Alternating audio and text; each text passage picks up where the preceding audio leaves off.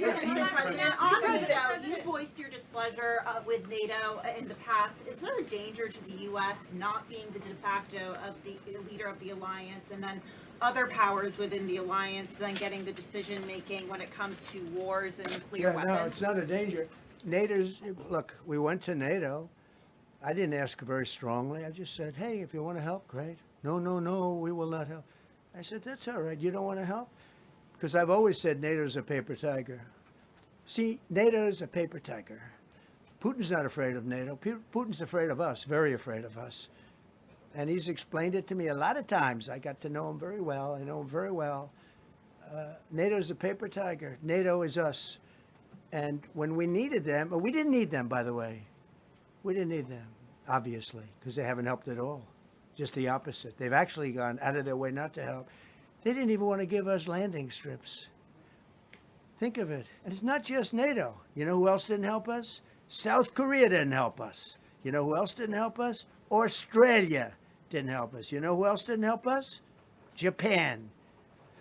We've got 50,000 soldiers in Japan to protect them from North Korea. We have 45,000 soldiers in South Korea to protect us from Kim Jong-un, who I get along with very well, as you know. Do you notice he said very nice things about me? He used to call Joe Biden a mentally retarded person, okay? So don't tell me about your stuff. Joe Biden, he said he's a mentally retarded person. He was so nasty to Joe Biden. It was terrible. But to me, he likes Trump. And do you notice how nice things are with North Korea? It's very nice. But we have 45,000 people, soldiers, in harm's way, and right next to Kim Jong-un with a lot of nuclear weapons.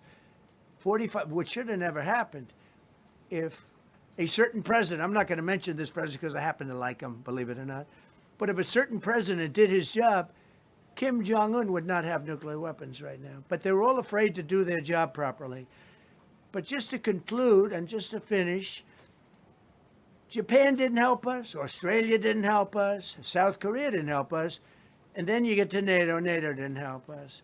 There were some countries that did. Now, countries that have been good, now you could also say they're got to be a little bit more involved because they're in the territory, but Saudi Arabia has been excellent, Qatar has been excellent, UAE has been excellent, Bahrain, Kuwait. I mean, Kuwait did shoot down 3 of our planes.